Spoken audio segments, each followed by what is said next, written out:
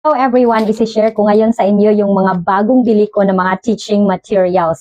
Ito yung isa sa mga reason bakit ako naka-absent. Mabas ako dahil gustong-gusto kong mag-add-on ng aking mga teaching materials. Pero okay lang, I know I can recover my absent. Isang absent yun, pero talaga nanghinayang ako. Inaalagaan ko kasi yung record ko. Pero anyway, ang purpose ko ngayon is to share you my additional teaching aids. Yan, excited na excited talaga ako basta teaching aids na. Nest ko siya happiness.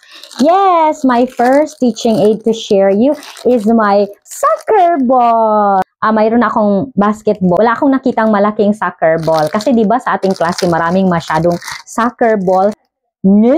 Very cute soccer ball. Additional na mga treats. Sa level S at saka sa level 0 talagang kailangan mo ng mga materials. French fries! I will give you French fries.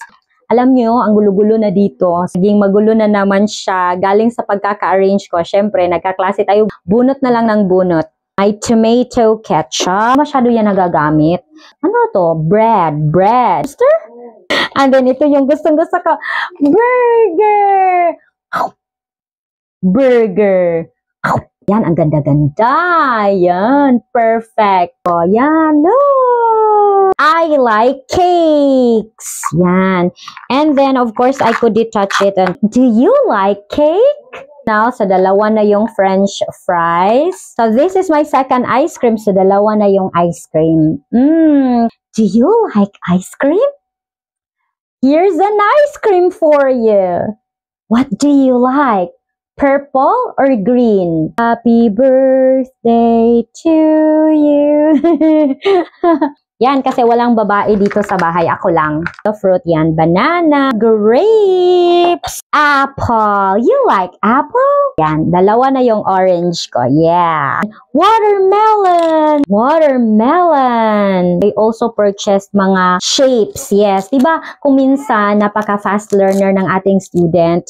So, nangangapa ako kung minsan ano na ibibigay ko sa kanila. What I am doing is, I let them review the letters. Or kaya, this will be useful.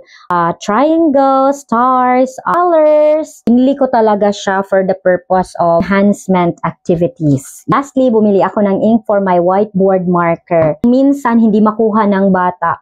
So, gumagamit talaga ako ng whiteboard para masilabicate ko yung mga words na kailangan niyang basahin, ganyan. Sana nauubusan talaga, kaya bumili na talaga ako ng refillable, hindi na yung disposable. Thank you very much for watching this video.